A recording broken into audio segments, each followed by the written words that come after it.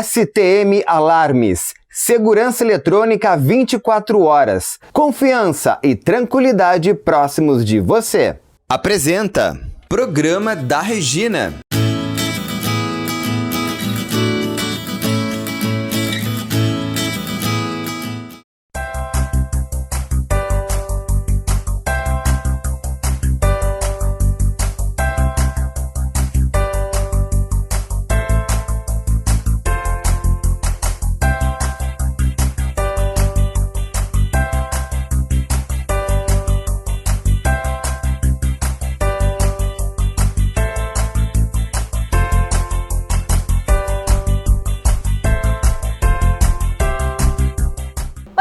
De casa, tudo bem com vocês? Programa da Regina entrando no ar, apresentado pelo grupo STM Alarmes, portaria remota e segurança eletrônica 24 horas, com o patrocínio da Elite Acting, a arte para todas as idades.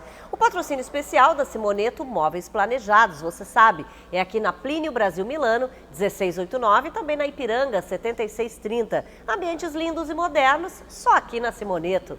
O programa da Regina é digital, você pode nos assistir em qualquer lugar do mundo, né? E pelo YouTube também, onde o programa fica à disposição para você ver quando puder. E claro, pelo site do canal BATV. E agora, os assuntos que hoje passam por aqui.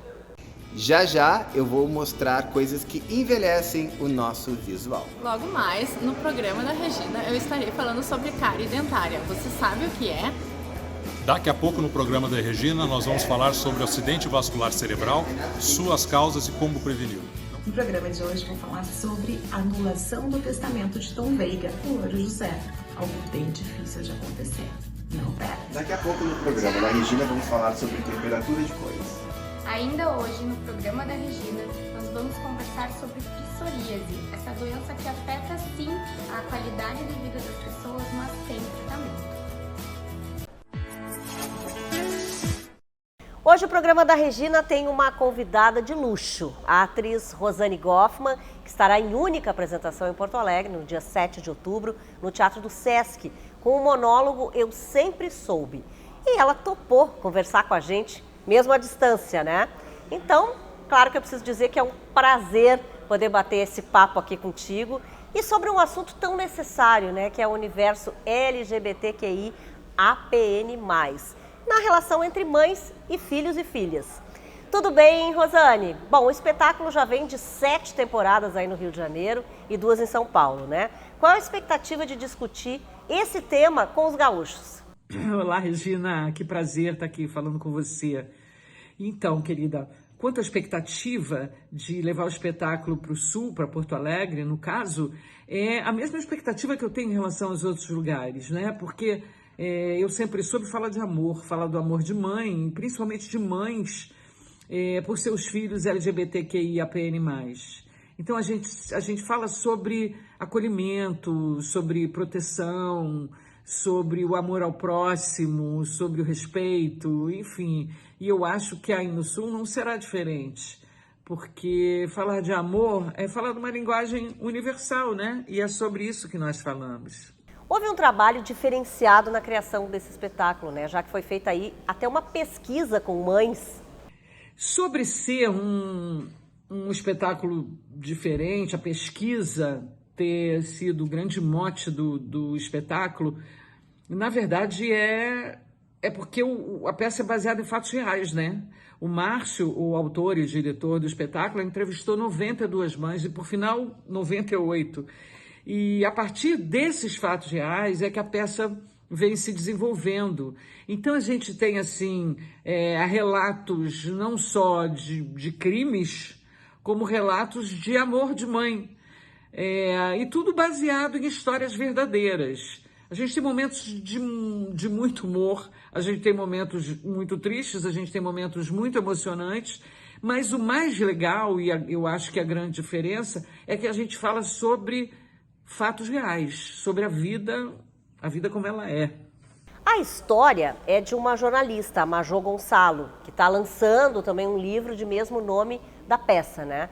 E claro que fala de amor entre mães e filhos, de preocupação até dessas mulheres com os riscos, os preconceitos pelos quais os filhos acabam passando quando assumem ser gays, né? Sim, a peça a partir de um livro que está sendo lançado pela Major Gonçalo, que é uma jornalista, e ela teria sido a responsável pelas entrevistas e por toda a pesquisa. Realmente, é uma coisa que é muito presente na peça, o medo mesmo que essas mães têm do que os seus filhos possam passar na vida, né? Na rua, no mundo, diante de tanto preconceito que existe em relação à comunidade LGBTQI, APN+. Mas, em contrapartida, se fala muito das mães que acolhem seus filhos. E eu acho que isso é um grande exercício de aceitação. Quando a gente tem mães que têm filhos LGBT e que ainda não sabiam como lidar com isso, elas saem de lá se sentindo informadas e empáticas com o que elas assistiram. Então, começa aí a mudar uma relação entre mães e filhos. É muito lindo de se ver. Tu fizeste inúmeros personagens em novelas, né? Também, claro, em cinema e teatro. Mas uma se destacou, eu me lembro, como se fosse hoje, a Cineira de Tieta, né? Que te deu aí um espaço para o humor. Como é que é hoje ser considerada a embaixadora das mães, né? Pela resistência e pelo teu trabalho nesse monólogo, que é um assunto tão sério? É verdade. Durante muito tempo, na verdade, eu fiz muitos personagens de humor, porque na medida em que você entra na carreira e uma determinada linguagem dá certo, combina, você começa a ser chamada para fazer muitas coisas dentro daquele universo, né? No meu caso, no universo do humor. Cineira foi uma novela que foi maravilhosa para mim, abriu portas. Chocolate com Pimenta, por exemplo, que repassou agora há pouco, em que eu fazia a Roseli, que eu sou muito eficiente, também foi outro marco, né? E agora na reprise parecia que a novela estava passando pela primeira vez, segundo as reações das pessoas nas ruas. Mas nesse momento em que eu faço um espetáculo que foge completamente do universo do humor, em que eu me vejo representando mesmo uma comunidade, fazendo o meu papel como artista, enquanto ser transformador, eu me vejo sendo convidada para ser embaixadora das Mães pela Resistência. E quanta honra, né? Quanto orgulho ser identificada para ser essa embaixadora a partir do meu trabalho. Aí sim, eu sinto o quanto o meu trabalho é fundamental, o quanto ser artista para mim é fundamental. E eu sou muito grata pelo convite e tento fazer o meu papel enquanto essa embaixadora, como mãe, a contento. Bom, será a única apresentação desse espetáculo que até arrebatou já alguns prêmios, né? Então já convida aí os gaúchos para assistirem, por favor, Rosane. Eu vou estar apenas um dia em Porto Alegre, no Teatro do Sesc, da Alberto Bins, que vai ser no dia 7 de outubro, às 19 horas. Eu espero você lá, principalmente você, da comunidade LGBTQIAPN+, porque não deixa de ser uma homenagem a você, às mães que acolhem seus filhos, às mães que ainda não sabem direito o que fazer, e aquelas mães que não acolhem os seus filhos. Essas precisam nos ouvir mesmo, porque elas vão repensar todo o seu comportamento, vão virar leoas, vão virar protetoras. E a você, que não faz parte da comunidade LGBTQIAPN+, mas que também precisa ouvir e entender como se trata alguém que não pensa igual a você. As diferenças todas, elas, nesse caso, elas passam pelo amor. Gente, o amor é tudo. Vamos lá. Estou esperando você. Obrigada, querida. Estamos sempre, de braços abertos aqui para te receber nesse espaço. Regina, querida, eu quero te agradecer imensamente o seu espaço para que a gente possa divulgar o espetáculo. A gente precisa muito desses espaços. Eu espero que você também esteja no teatro com a gente e todo mundo que te ouve, todo mundo que te vê e todos os seus amigos. Muito obrigada mesmo, do fundo do coração. recebendo com muita honra no programa de hoje essa minha amiga querida Tainá Vidal, que está aqui hoje, inclusive, com um projeto diferente, que é o que a gente vai falar aqui, né? Na verdade, é um projeto muito antigo, mas que vem de formas diferentes. E também a Simara Scheiben, que é do relacionamento desse mesmo projeto, que é da Moda Alegre. Está aqui o livro, foi lançado recentemente no Teatro São Pedro, em Porto Alegre. Já é um sucesso, que eu sei. E também falei, né, Tainá, que já é um projeto de muito tempo e que veio crescendo, graças a Deus, né? Sim, primeiro eu quero te agradecer, Regina, o Imagina. convite. Tu sempre uma mulher que inspira outras mulheres, que apoia os Obrigada. programas que envolvem mulheres. E sim, inclusive tu já conhece, tu sempre nos apoiou no programa. Verdade. Esse é um programa que começou como um projeto social em 2019, oficialmente, quando a gente lançou. Hoje ele é um programa de empreendedorismo social, que a gente consegue trabalhar as 11 ODSs, inclusive no livro a gente recebe o selo de equidade de gênero, a ODS 5, pelo Pacto Global, pela ONU, reconhecido pela editora Líder. E eu estou muito feliz a gente poder divulgar a história linda de vida dessas mulheres, que são 20 mulheres de 15 comunidades de Porto Alegre. Porque, na verdade, elas são... Isso é muito mais do que falar de moda, né? É muito mais essa chance que essas mulheres também têm de costurar, quer dizer, de passar o seu talento, né? A sua inspiração. Isso mesmo. Tu que se veste super bem. Obrigada. E sabe o quanto a gente gosta de se vestir bem, né, Regina? A gente tem aqui no estado do Rio Grande do Sul um potencial muito grande para a moda, né? E a gente tem muitas indústrias, né?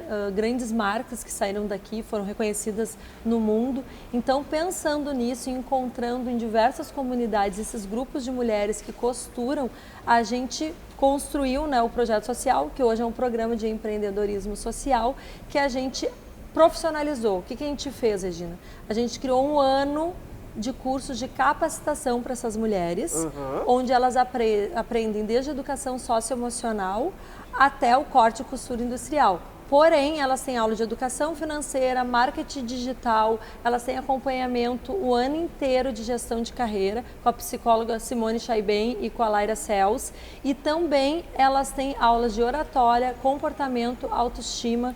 Então é um curso assim completo, né, Simara? Bastante coisa, né, Simara? E a Simara, na verdade, que é do relacionamento, está envolvida com esses apoios, né, também empresariais aí. Na realidade, a gente precisa mantê-las nisso tudo, né? Então, esse ânimo que tem que dar para cada pílula, para lista de presença, vamos lá, leva uma filha, leva uma neta, então está aumentando esse círculo. Nós começamos desse tamanho, em um ano, assim, ó, triplicou, né? A Simara, ela tem uma experiência há anos nessa área do vestuário, ela é lá de Alegrete. O pai dela era um empresário do segmento também da moda. Inclusive, ela ganhou quando era jovem, né, Simara? A mulher mais bem vestida, mais elegante da cidade. Mas então tem assinatura, tem né? Também, que nem tu, Olha, Regina, então, coisa boa, eu gente. já fiz curso de estilista, eu sempre gostei de moda, né? Mas, assim, do pequeno empreendedor, mais ainda. Então, antes eu tinha a curadoria do Projeto Bazar, que eu fazia feiras itinerantes e tal. Então, o pequeno empreendedor é uma coisa que me chamou muito, assim. Como é que eu posso fazer, ajudar nisso, ajudar naquilo? Exato, e isso é interessante também, porque como tu falou, começou em 2019, foi ali logo na pandemia. Na pandemia. Onde essas mulheres aí puderam, né, na verdade, trabalhar. Isso mesmo. Enfim, e na verdade foi ótimo tu falar isso, Regina, me relembrar nessa situação, porque foi aí que surgiu o convite. Como a editora Líder, ela tem o segmento de mulheres de empreendedorismo de alta performance, foi nessa história, dentro do Moda Alegre, a gente criou um projeto que se chamava, uma ação, né? Que se chamava Costurando Solidariedade. Como a gente mediava muitas doações de máquina de costura, tecidos, né? Elas, muito grata a essa conexão que a gente proporcionava, na época da pandemia se ofereceram para poder fazerem as máscaras, né? E auxiliarem a proteção da sociedade. E ali foi o grande boom, assim, eu vejo, assim, do autoempreendedorismo, da alta performance do empreendedorismo. Por quê? Elas usaram da economia criativa, da área vulnerável da nossa cidade, para proporcionarem uma ideia e um produto que era, assim, para proteger as pessoas, mas também que auxiliou muitos empresários a comprarem e manterem as suas funcionárias, porque estava todo mundo sem saber o que fazer, fechando empresa, enfim, né?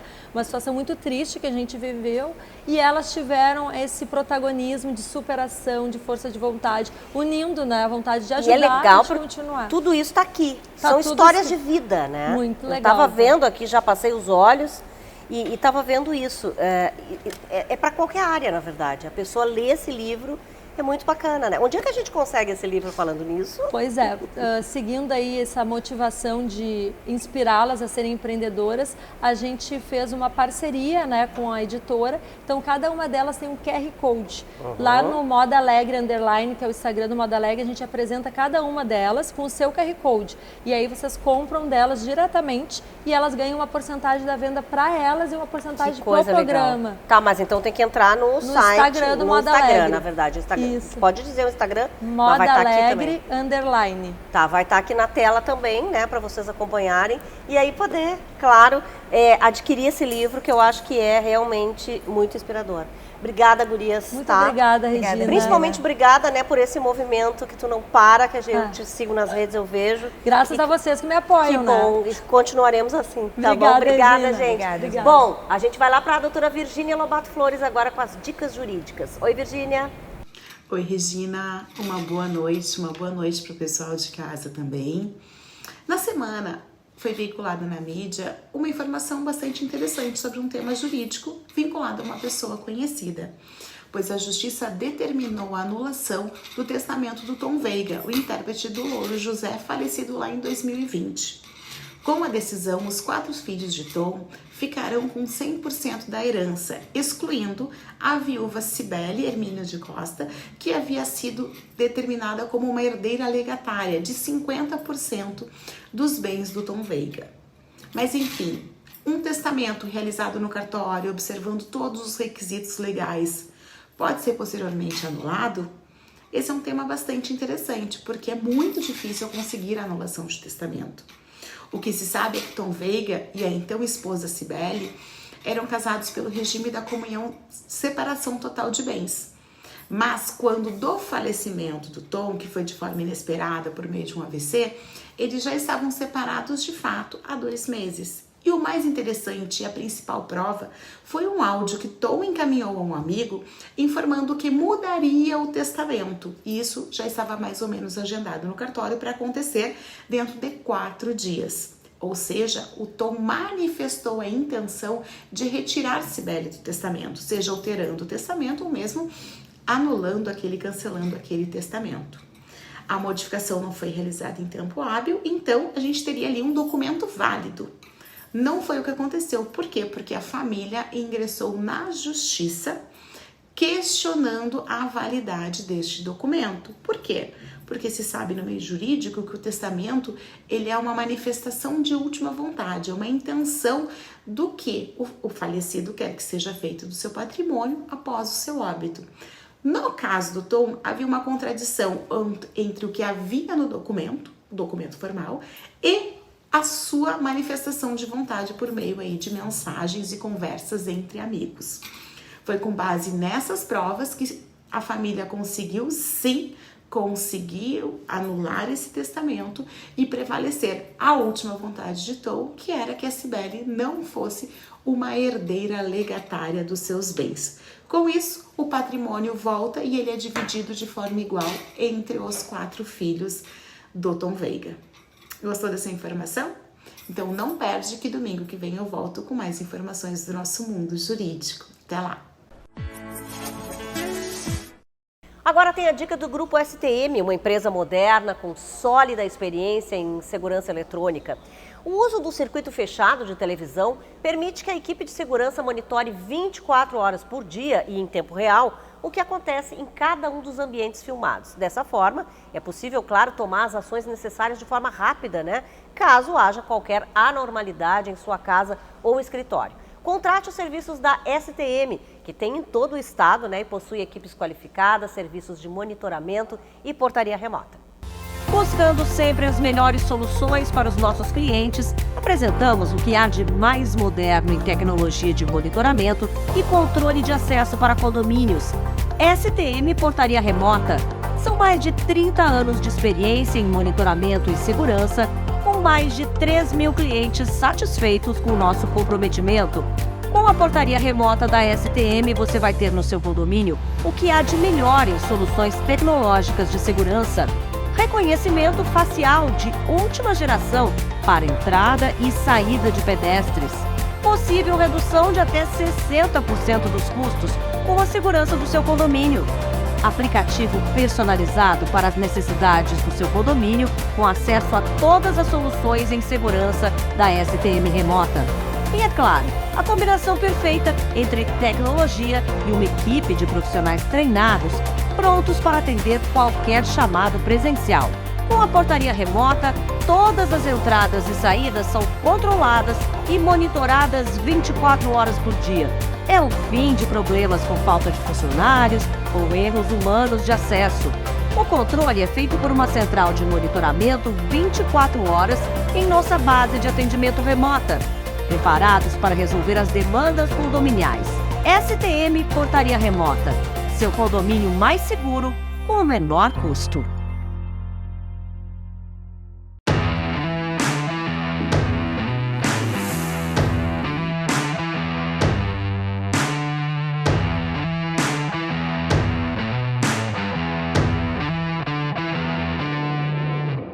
Hoje, então, no Espaço Elite Acting, a gente está recebendo duas moças aqui que talvez muitos de vocês já conheçam, tá? Porque elas entram em contato com todo mundo, né, pelas redes sociais, para falar da Elite. Estão aqui Luísa e Maia comigo e Milena Guedes. Elas são produtoras de elenco, gente. Sim, são aquelas moças que entram pelas redes sociais, né, conversam. Primeiro, então, como é que vocês escolhem? Tudo bem? Sejam bem-vindas, vocês não tinham vindo aqui ainda, né, no Espaço Elite. Como é que vocês entram em contato com as pessoas? Qual é o critério que vocês usam para achar essas pessoas nas redes sociais? Na verdade, a gente entende, né, que pessoas que têm redes sociais, postam fotos, postam vídeos, elas gostam de certa visibilidade, né? A gente sempre costuma dizer, né, Regina, que a gente não tem um padrão físico, a gente não tem ali, porque normalmente a gente chama e elas acham que é agência de modelos, acham que é para modelagem, que é o que não é nosso trabalho, né? Como somos a produtora de elenco, ali de filmes e teatros, a gente sempre explica que a gente trabalha mais com a parte da atuação, que é as gravações, né? Então a gente sempre costuma dizer que são pessoas aí que estão abertas a viver novas experiências. Mas isso também é legal, porque na verdade é o seguinte, hoje essa coisa da aparência, né, como a gente falou, não existe mais. Exatamente. Isso está muito aberto esse mercado, né? Sim, exatamente. E aí na verdade vocês então, chamam essas pessoas, conversam com elas, e aí, o que acontece? Geralmente a gente chama para realizar a audição, né? Na audição, a diretora conversa, verifica se vai ser aprovado. Ou seja, vai ter uma audição que vocês vão dar a data direitinho, que é completamente gratuita, vamos deixar claro. Não gera custos, é um convite, né? É um convite. E a audição, na audição a diretora passa todas as informações, se vai ser aprovada. Eu não consigo falar, né, maiores informações sem antes mesmo conhecer a pessoa, né? Claro. Se ela se encaixa dentro das características do projeto. Eu sei também disso tudo, gente, porque como eu faço parte aqui desse processo todo e tenho a Elite aqui no programa, as pessoas também me perguntam muito isso, né? Claro. Então tá, daí depois da audição, a pessoa foi na audição, né? Recebeu esse convite, foi até lá, gostou, e aí? Foi aprovada. E aí, o que acontece? Na verdade, é feita ali, né, para ver qual é o projeto que a pessoa vai se encaixar. Se é o Kids, se é o Juvenil, se é o 50+, né, que é o projeto Arte Não Tem Idade. Depois ali vai acontecendo os outros encontros para que a pessoa conheça quem vai estar participando com ela nas gravações, né, conhece os diretores também, então é tudo um processo. Então a gente sempre costuma dizer, a audição sim, ela é essencial, porque normalmente as pessoas elas falam, mas por que eu tenho que ir até aí? Pode ser pela internet, pode ser, né? Ali pelo Instagram mesmo, uma chamada de vídeo, normalmente elas perguntam, e a gente não, a gente precisa conhecer a família, né, ou a arte, ali que é o 50+. E é interessante também o seguinte, a pessoa ela vai para um projeto que vocês convidam, mas de repente ela pode participar de outros. Com certeza. Isso é que é legal, por isso que ela precisa ir. Precisa ir pra gente ver, conhecer. Até mesmo ela se encaixar em uns e outros, às vezes as pessoas não querem, né? Querem uns, mas não querem outros, e também vai ser da escolha dela. E eu sei disso porque já vieram pessoas aqui da entrevista que começaram num projeto e já estão em outro. Já estão em outro. Principalmente o projeto Kids, né? Que tem vários projetos. E também assim, o cinema, porque na verdade às vezes tem um curta, logo depois a pessoa resolve participar do teatro. Depois de um filme. Trabalha, né? Assim, na verdade o teatro trabalho de desenvolvimento da criança, né? Então os pais acabam entrando em contato conosco exatamente por este motivo. É bem isso, mesmo que a criança resolva não seguir, por exemplo, uma carreira, ela tá ali num aprendizado constante, né? Exatamente. Futuramente, né? Sim, é super importante. E é bem isso, às vezes a pessoa não pensa em seguir uma carreira. Mas também tem um detalhe que é diferente na elite, que eu acho importante a gente falar. Quando tu passa num curso, por exemplo, tu tem que esperar alguém te convidar para tu fazer algum trabalho. Lá não, porque as produções são feitas lá dentro. Exatamente. Então é algo a gente diz que agrega. Né, agrega no desenvolvimento pessoal, nas crianças, no desenvolvimento escolar, né, ter o convívio com outras crianças, saber se portar com outras crianças. Né, então a gente sempre costuma dizer que é real, né, porque normalmente as pessoas, como é pela rede social, a gente entende que tem um certo medo, tem um receio das mães, principalmente, né, como é que eu vou estar passando informações dos meus filhos assim na rede social? Claro que sim, por então, isso o presencial é muito mais importante. Exatamente, é isso que a gente frisa. Né, e eu acho muito importante a gente estar aqui hoje, né, para mostrar que realmente somos reais, somos pessoas que existem, né? A gente não é um robô, como não dizem. São virtuais, Exatamente, e podem, né, como vocês costumam fazer, que vocês até perguntam pra gente, eu vou lá entrar em contato com a Regina pra dizer se mesmo é verdade, né? Eu gosto que eles ameaçam. Pra ver se vocês não estão, Mas todos que entram em contato comigo, eu explico exatamente o que elas explicaram. E é exatamente isso, tudo que a gente precisa dizer. E claro, as pessoas às vezes perguntam sobre custos, os custos vão vir depois. Se realmente vocês quiserem investir, participar de algum projeto, for aprovada, aí vai ser tudo explicado, né? E é isso, a audição é completamente gratuita, ou seja, você vai lá, conversa com as meninas, recebe o convite e depois entra, quem sabe, né, na elite. Obrigada, gurias, pelas dicas aqui, pelos esclarecimentos, tá bom? E voltem sempre.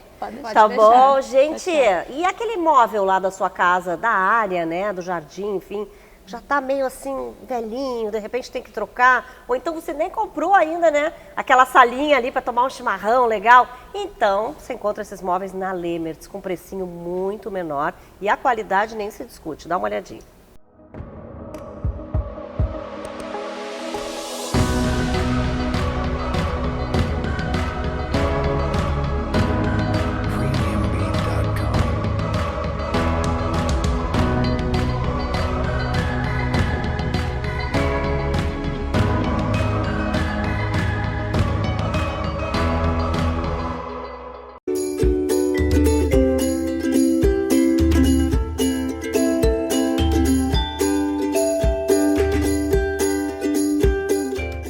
Uma vez eu saio do estúdio por um ótimo motivo, né? Que é vir aqui no consultório da doutora Stephanie, nossa parceira de programa da Regina. E ela que traz sempre assuntos tão importantes, né? Da nossa saúde, da nossa beleza.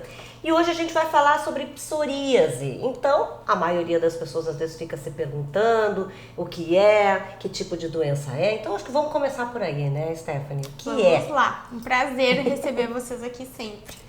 Então, a psoríase, ela é uma doença inflamatória crônica que tem relação, sim, com o sistema imunológico. Ela é considerada por muitos uma doença autoimune, já que o organismo mesmo produz ela e ela é multifatorial. Ela tem fundo genético, geralmente é uma herança paterna, tanto que a gente brinca que é psoríase, porque a herança paterna é muito importante.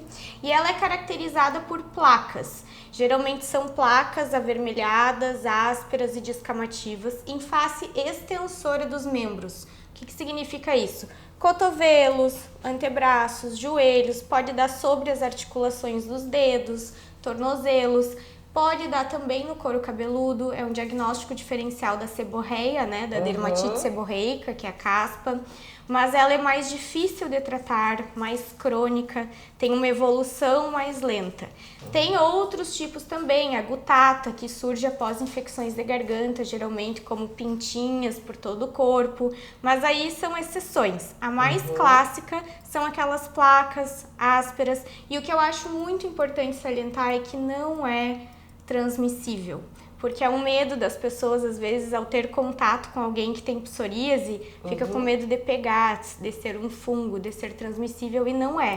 É uma doença inflamatória crônica. Pode aumentar, assim, pela extensão do corpo, às vezes? Porque eu já vi casos, né, de pessoas que falam, na verdade, que começaram com pouco e depois aumentou. Pode, porque ela está relacionada ao sistema imunológico, como eu comentei. Então, quando a imunidade baixa ou quando a pessoa sofre uma cirurgia, dia, sofre qualquer processo que mexa no organismo dela, o emocional, às vezes algum trauma afetivo, emocional, pode fazer com que ela piore. Tabagismo também piora, o consumo de bebida alcoólica piora, não pegar sol e estar com a vitamina D baixa também piora. Então tem vários fatores que podem fazer com que ela tenha essa piora. O uso de corticoides injetáveis, tanto na veia quanto intramuscular. Então, às vezes as pessoas surgem, eu pego muito isso, surge alguma placa assim, vai na emergência, fazem injeção de corticoide, num primeiro momento melhora, limpa. Mas 2, 3 meses depois vem um efeito rebote e aí pode voltar cada vez pior, até ela se tornar uma psoríase eritrodérmica, que é quando pega o corpo todo e aí tem risco de vida, porque a pessoa perde a barreira cutânea. Então é como se fosse um grande queimado. Aí tem indicação de internação hospitalar, inclusive. Mas são as exceções. A maioria das pessoas tem aquelas placas mais crônicas, que a gente consegue muitas vezes tratar com pomadas. Quando a pomada não é mais efetiva, porque não está dando conta ou porque as placas são muito grandes ou muito numerosas, nós temos tratamento via oral e injetável hoje em dia também. Então, isso tudo vai depender da avaliação, né? Da avaliação clínica do paciente, das condições de saúde dele, para a gente escolher o melhor tratamento. Mas então nós temos aí um controle, temos tratamento, mas não temos cura. Cura não, mas tem controle para a pessoa ter qualidade de vida, porque o que mais afeta é a qualidade de vida, né? As placas são descamativas, quando é no couro cabeludo também, então fica aquela descamação na roupa, né? Tem casos em que coça. Então, tem controle para ter uma boa qualidade de vida. E ela pode dar nas unhas também, nas palmas das mãos, nas plantas dos pés. Então, lesões descamativas têm que ser vistas pelo dermatologista. Ou seja, primeiro sinal que aparecer, vai no dermatologista para ver. Isso, muitas vezes a gente vai precisar fazer a biópsia para ter o diagnóstico e indicar o tratamento mais correto. Tá bem, então. Obrigada, viu, Stephanie? Domingo que vem tem mais.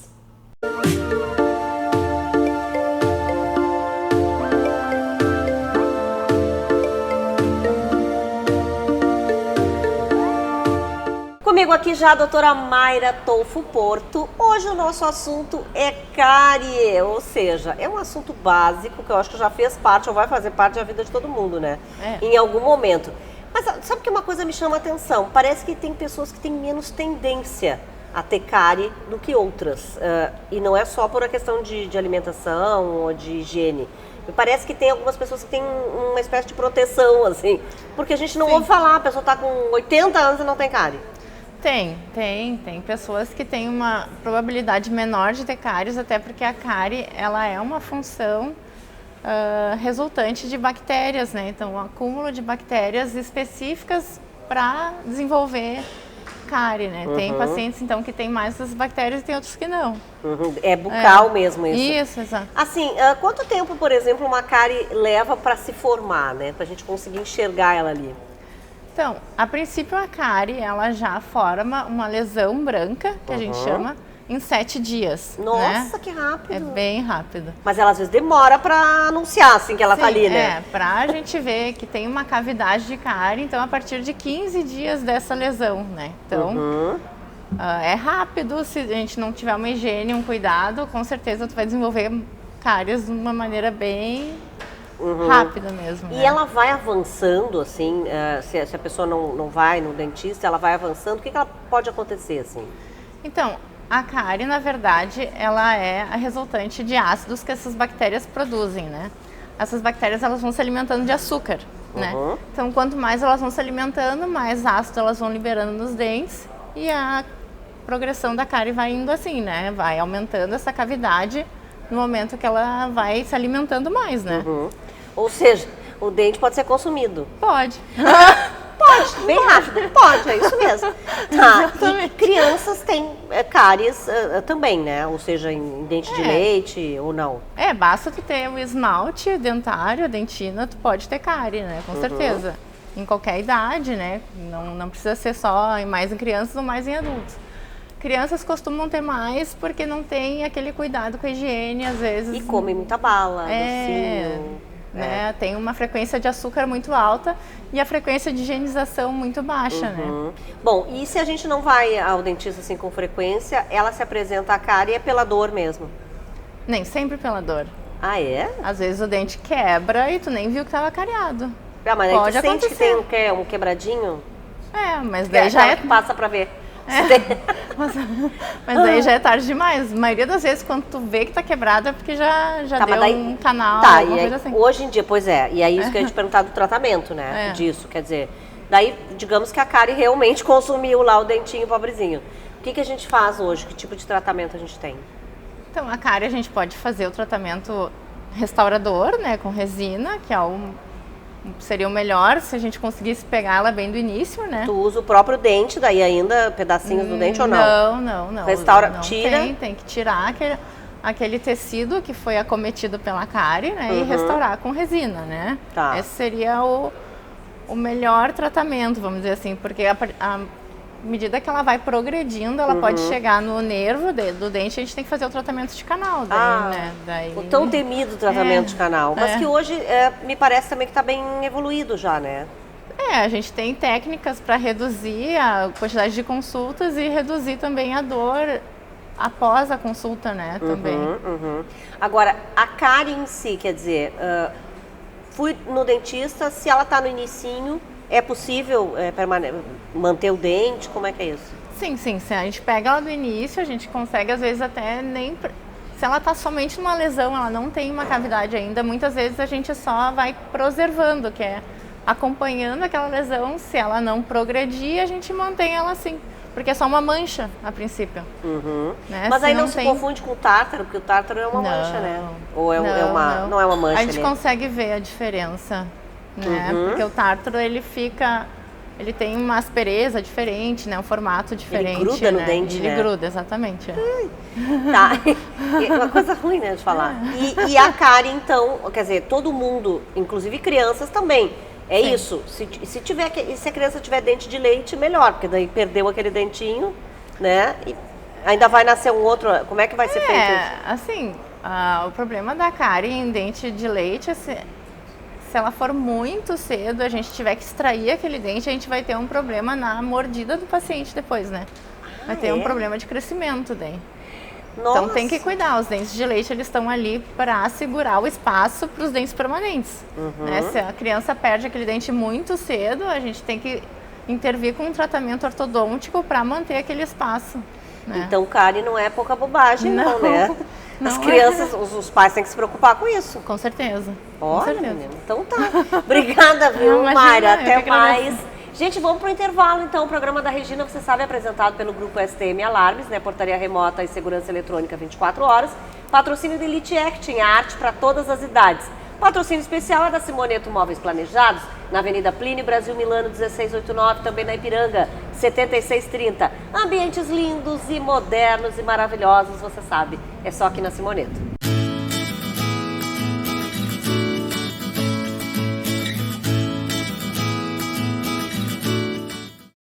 STM Alarmes, há 30 anos trabalhando para garantir segurança, tranquilidade e comodidade para você.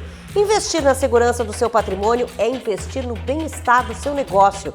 Soluções completas em segurança eletrônica, serviços personalizados com as soluções que você precisa. Portaria autônoma, virtual e presencial, monitoramento de alarmes, câmeras para segurança e muito mais.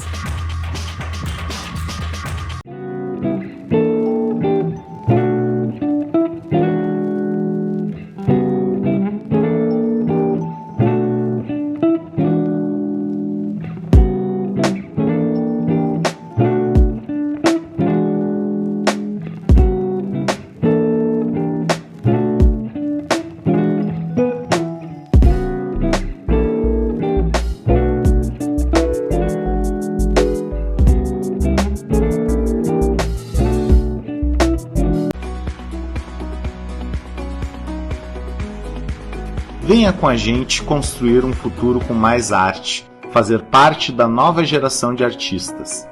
Venha ser Elite. The answer, it's in your hands.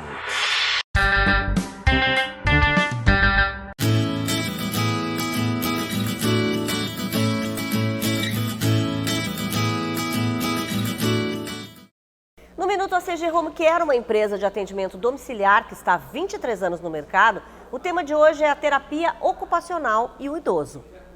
Olá, eu sou Michele Maicena, enfermeira e representante da ACG Rio Zona Sul.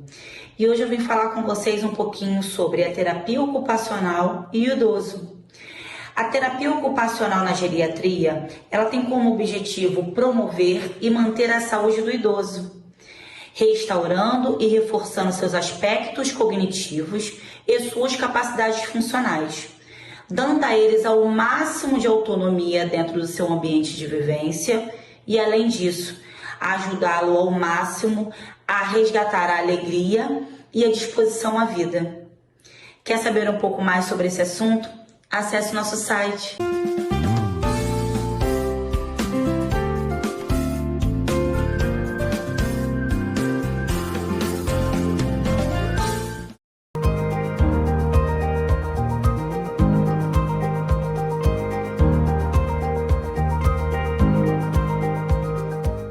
Comigo aqui o Dr. Gilberto Laorgue Nunes. Hoje vamos falar, olha, de uma coisa que preocupa muito, inclusive eu mesma estava dizendo aqui que me preocupo muito com isso, que as pessoas nunca sabem, né, quando vai acontecer, que é o AVC. Então, a gente fala essa sigla, já dá um pavor, mas acho que em primeiro lugar vamos esclarecer o que é o AVC, né? Claro, isso é super importante, Regina. O AVC é a abreviatura, vamos dizer assim, do acidente vascular cerebral, certo? O acidente vascular cerebral, junto com o infarto do miocárdio, são as principais causas de mortalidade cardiovascular, não só no Brasil, mas no mundo inteiro, né? E a exemplo do infarto, por exemplo, o acidente vascular cerebral também deve ser tratado com rapidez quando ele se instala. Tá? É importante a gente ressaltar que existem duas modalidades de acidente vascular cerebral. Existe o acidente vascular cerebral isquêmico, que é quando um vaso cerebral obstrui completamente e causa morte do tecido cerebral que ele irriga, muito parecido com o que acontece no infarto do miocárdio. E o segundo tipo é o acidente vascular cerebral hemorrágico, que normalmente é quando rompe um vaso no cérebro, ou por uma malformação congênita, um aneurisma, ou eventualmente um traumatismo craniano. Então existem dois tipos diferentes, né? E os tratamentos, evidentemente, são diferentes. Tá, mas o que as pessoas mais se preocupam assim, mas eu tenho como saber que isso vai acontecer? Quer dizer, esse aí que é congênito, até a pessoa, de repente, tem como já prevenir, né? Mas tem como a gente saber, existe uma causa principal, alguma coisa para isso acontecer? Existe. O acidente vascular cerebral isquêmico, as causas são exatamente as mesmas das obstruções de coronária, do infarto. Ou seja, pressão alta, colesterol alto, fumo, presença de diabetes, sedentarismo, estresse, são os mesmos fatores de risco que levam a obstruir uma coronária, podem levar a obstruir uma artéria do cérebro, certo? Então, os cuidados que tem que se ter são os mesmos que tem que se ter para prevenir doença de coronária. Ter uma vida saudável, se alimentar bem, exercício físico, não fumar, controlar bem pressão, diabetes e colesterol se estiverem presentes, né? E importante também é, se existe uma suspeita que a pessoa está tendo um acidente vascular cerebral, ou porque teve uma alteração na fala, ou na sensibilidade de um braço ou de uma perna, ou na força de um braço ou de uma perna, é fundamental que essa pessoa procure o mais rápido possível um serviço de emergência. Porque, a exemplo do que acontece no infarto do miocárdio, também existem tratamentos para se desobstruir rapidamente essa artéria cerebral e minimizar as sequelas do acidente vascular cerebral. Pois é, essa é uma preocupação que a maioria das pessoas tem com relação às sequelas, né?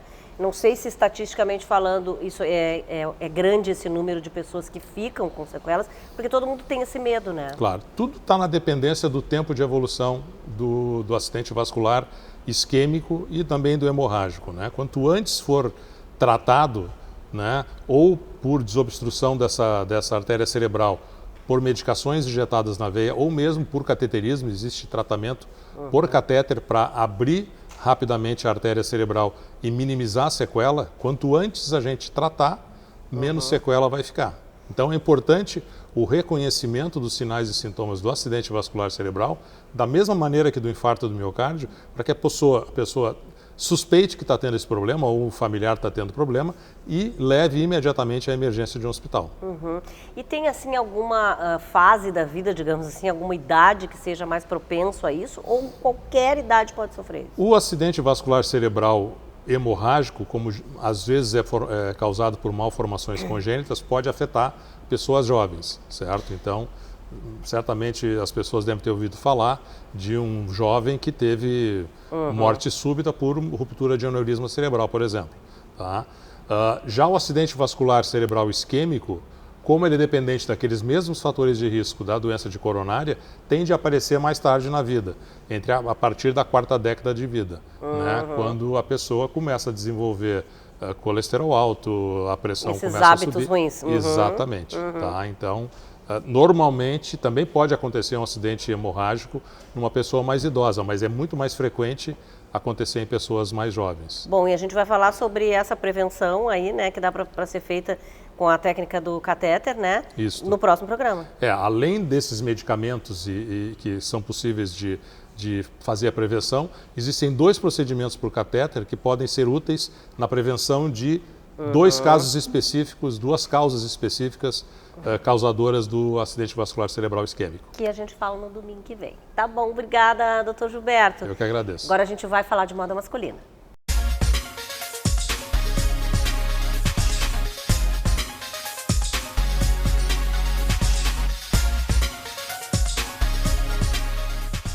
Hora da moda masculina aqui no programa da Regina, com o meu diretor Adriano Sescani, né? E hoje ele vai falar de um assunto que eu acho que muita gente às vezes nem se dá conta. É curioso, né? É um assunto curioso. Que é essa questão assim do que envelhece, né? Uma pessoa, e no caso dele vai falar de homens, é claro, né? Oi, Rê, tudo bem? Tudo Como é bem. que tá? Pois é, Rê, eu tava pensando muito sobre isso, né? Porque realmente a idade é uma dádiva, né? A gente vai envelhecer e que bom que a gente envelhece. Mas a gente também para pensar, né, que tem algumas coisas que nos envelhecem mais rapidamente. A gente pode então tentar evitar aí, Sim, quando eu era mais jovem, né, a gente deixava a barba, né, pra gente parecer mais velho para poder entrar na balada, né? Desde os 17 anos. Não é o meu caso que eu não usava barba, Lu. Eu me lembro que eu botava um blazer pra ir na balada, que daí a blazer dava uma coisa mais madura, né? A gente quer ser mais velho antes, mas depois a gente quer rejuvenescer, exatamente. correndo. Tu sabe que um dos itens que mais envelhece o homem é a barba. Sabe, é mesmo? Sim, e estudos... Tu já usaste também barba? Já usei, mas me senti realmente mais maduro, né? E isso não estou falando da boca para fora, estudos já comprovam que o homem, ele envelhece de 5 a 8 anos usando barba. Bom, acabou hoje, todo mundo, né, tirando a barba depois do programa. Então, tanto é assim que a gente vê, né, o príncipe Henry usa barba, ele tem 31, parece mais velho, né? E então a barba tem essa questão de envelhecer. O bigode também, viu? Agora tá muito em alta, né? Aquele bigodinho, só aqui, né? Pequenininho, que lembra muito os nossos avós. É verdade. Então o bigode também envelhece. Talvez também tenha a ver por escurecer um pouco essa área, né? Não sei. Sim. Cabelo comprido também, tem muitos homens, né? Que com o tempo acabam ficando mais calvos, né? E aí eles... para disfarçar... Uma compensação, acaba deixando o cabelo um pouco comprido. O problema do cabelo comprido não é que ele envelhece, né? Ele tem que ser bem tratado, né? Então ele tem que ter... bom corte também. Um bom corte, ele tem que ser hidratado, né? A gente começa a ficar com os fios brancos. E aí o homem não tem paciência para isso, então isso também pode prejudicar um pouco ele, né? Na questão das roupas, né? Tem um assunto que eu acho muito importante a gente falar, que calça jeans, né? O homem adora calça jeans. Mas isso qualquer um, né? Eu também adoro, todo mundo adora calça jeans. Todo mundo adora, né? Mas o corte da peça é muito importante, claro, né? Então acaba usando uma calça um pouquinho mais larga, né? Um pouquinho mais surrada. Inclusive né? o corte também tem a ver com moda, né? Bem isso mesmo, né? Mas com a o homem é mais tendência. tradicional, né? Com o passar do tempo ele acaba usando menos, né? Então ele acaba ficando na zona de conforto. E aí ele bota a calça com um sapatênis. Que o sapatênis também é um calçado, a gente não pode falar muito aqui. A cara do aqui, Leonel, gente, vocês precisavam ver. Então o Leonel tá hoje já exatamente assim. Aí o Adriano falou que era para ele não ficar bravo. Mas eu avisei ele, né, não de saber, né? Porque o sapatênis, ele tem, né? Ele é aquele calçado meio no meio, né? Então, se for preto, então daí... Deixa eu ver se é... Não é preto, o dele é marrom. É marrom. Tá bom. Então são peças que não são feias, não estão erradas, mas que contribuem para um aspecto mais maduro, digamos assim, do homem, né? Como também o parká, né? Que é aquele casaco maior, né? Que os homens acabam comprando ele porque ele é um coringa mesmo, ele funciona meio muito capa, bem. assim, né? Exatamente, então ele funciona muito bem. E a gente compra um número um pouquinho maior, para se caso bote um blusão mais grosso e tal. Então ele realmente fica um pouco maior, assim, e dá uma envelhecida, né? Meio sem formato. Sem formato, né? Então, a grande dica é isso, né? É usar roupas mais ajustadas ao corpo, né? Mais corretas no vestir, né? E aí a gente tem que entender que vai desde a calça, a camisa, o casaco, a jaqueta, né? Então, cuidar nessa parte também facial, né? Até aquela barbinha por fazer, eu às vezes deixo 2 dias, já me sinto mais cansado, inclusive, né? Então, acho que são algumas dicas que deixam a gente mais... Apenas dicas. Mais de idade, exatamente. Apenas dicas, né, para o pessoal aí de casa se orientar. Gente, tem recado da Simoneto agora, né? Importante, viu? Estamos chegando aí no final do mês de setembro, tem coisa boa aí que tem que correr. Sempre tem coisa boa aqui na Simoneto, dá uma olhadinha. E aí, pessoal, tudo bem com vocês? Estamos aqui hoje para fazer um lembrete muito importante. Iniciamos setembro e ainda dá tempo de você ter um móvel planejado Simoneto na sua casa antes do Natal, né, Marcelo? Exatamente, João. Então, se você está pensando em fazer aquele ambiente que está faltando na sua residência e quer deixar ele bonito para receber os seus convidados, ainda dá tempo, João. É isso aí, então não perde tempo. E em setembro nós temos uma campanha especial onde você tem direito a uma experiência completa com a nossa parceira, a personal organizer Ana Paula França. Já pensou que legal receber familiares e amigos para o Natal com um ambiente de bem-estar e ainda organizado, né, Marcelo? A Ana, ela é fantástica, então se você está pensando em fazer aquele ambiente, ainda você ganha a organização de um deles aqui na Simoneto. Então imagina receber os convidados com tudo organizado, né, João? É isso aí. Entre em contato e vem tomar um café com a gente. Vem para cá.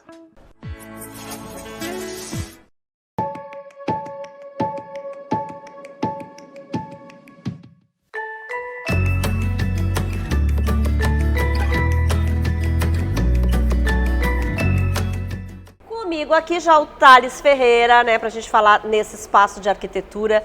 Hoje vamos falar de iluminação, porque aliás a gente tem falado em vários aspectos da iluminação, né?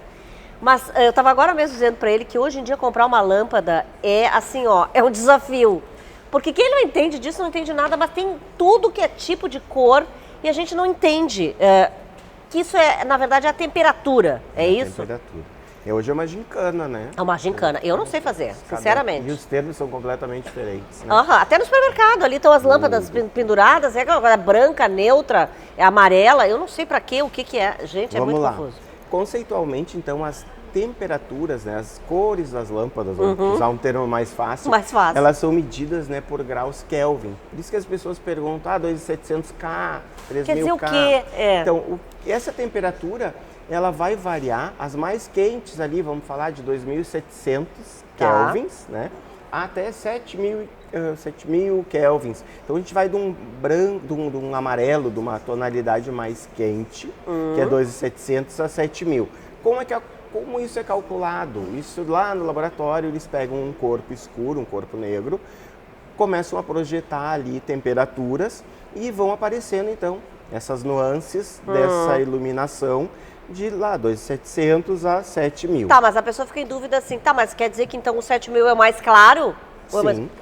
É isso. Então assim, a partir desses 2.700 até ali uns 3.000, a gente considera que são luzes quentes, né? Então são tonalidades que são ideais assim, para uma área de relaxamento, para um dormitório, para um estar íntimo, para um lounge. Né? Nunca para o home office? Pode até ser utilizado.